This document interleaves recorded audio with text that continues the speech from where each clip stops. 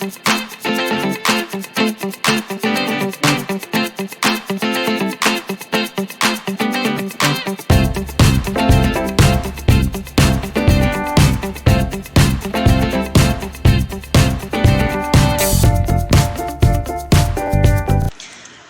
කියලා පිළිගන්නවා යාළුවනේ මගේ YouTube channel එකට ආපු යාළුව.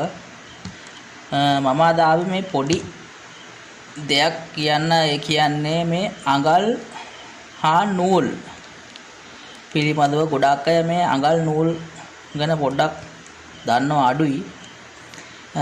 සාමාන්‍යයෙන් අපි ඒක ගැන කතා කරලා ඉස්සෙල්ලාම මේකේ මේ තියෙනවා මේ අඟලක්.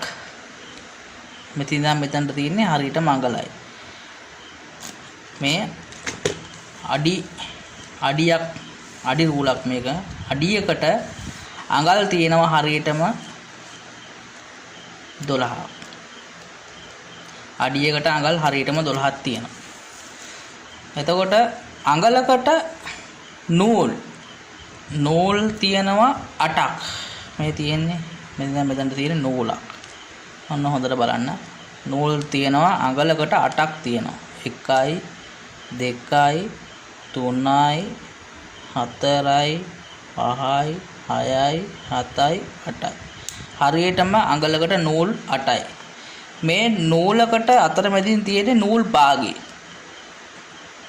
එතකොට නූලයි නූල් භාගයයි නූලයි. ආය නූල් එකමාරයි නූල් දෙකයි. නූල් දෙකක් කියන්නේ අඟල් කාලයි. එතකොට නූල් හතරක් කියන්නේ අඟල් භාගයයි.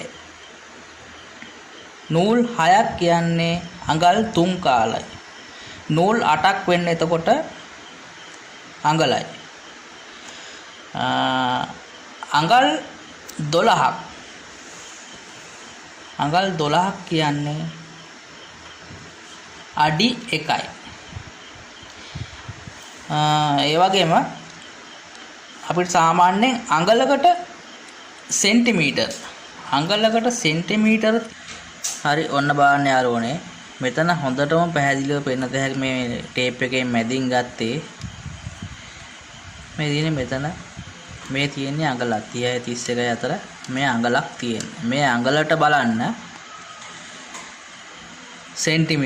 සෙන්ටිමීටර තියෙනවා 1යි 2යි 0.5යි 4ක්. මොනවම ගියා.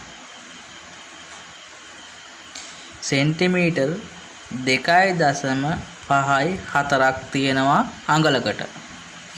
එතකොට මිලිමීටර බැලුවොත් මිලිමීටර් සෙන්ටිමීටර් එකකට මිලිමීටර 10ක් තියෙන මේ තියෙන පොඩි මේවා මිලිමීටර 1යි 2යි 3යි 4යි 5යි. මේ සෙන්ටිමීටර භාගයක් තමයි මිලිමීටර 5ක් කියන්නේ. එතකොට 5යි මිලිමීටර 10ක් තියෙනවා සෙන්ටිමීටර එකකට.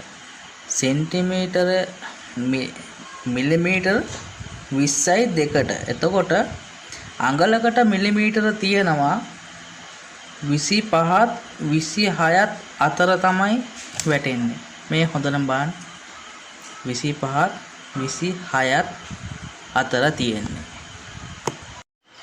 හරි යාළුවනේ. එතකොට සාමාන්‍යයෙන් මීටරයකට සෙන්ටිමීටර තියනවා යාළුවනේ 100ක්. සෙන්ටිමීටර් 100ක්. මේ තියෙන්නේ සෙන්ටිමීටර් 100. සෙන්ටිමීටර් 100යි කියන්නේ අඟල් වලින් බැලුවොත් අඟල් වලින් තියෙනවා අඟල් 39යි නූල් 3ක්. මේ ඔයගලන්ට හොඳට පේනවා ඇති. අඟල් 39යි 1යි 2යි 3යි. හරියටම සෙන්ටිමීටර් 100යි. අඟල් 39යි නූල් 3ක්. අඩි වලින් කිව්වොත් අඩි 3යි අඟල් 3යි නූල් 3යි. මීටරයකට අඩි 3යි අඟල් 3යි නූල් 3යි. මීටරයකට අඩි වලින් කියනවා නම් එහෙමයි කියන්නේ අඩි 3යි අඟල් 3යි නූල් 3යි හරියටම මීටරයයි. මීටරයකට සෙන්ටිමීටර 100යි. ඒ වගේම තමයි මීටරයකට මිලිමීටර 1000යි. හරියාලුවනේ මිලිමීටර වලින් දැන් ගොඩාක් දුරට ඉස්සරහට වැඩ කරන්නේ මිලිමීටර වලින්. ඒ හින්දා ඒකත් දැනගෙන ඉන්න එක ගොඩක් හොඳයි. එහෙනම් යාළුවනේ සුබ දවසක් කියලා කියන ගමන් subscribe කරලා තියාගන්න අමතක නොකර අපි ආයෙත් අලුත් වීඩියෝ එකකින් හමු වෙමු.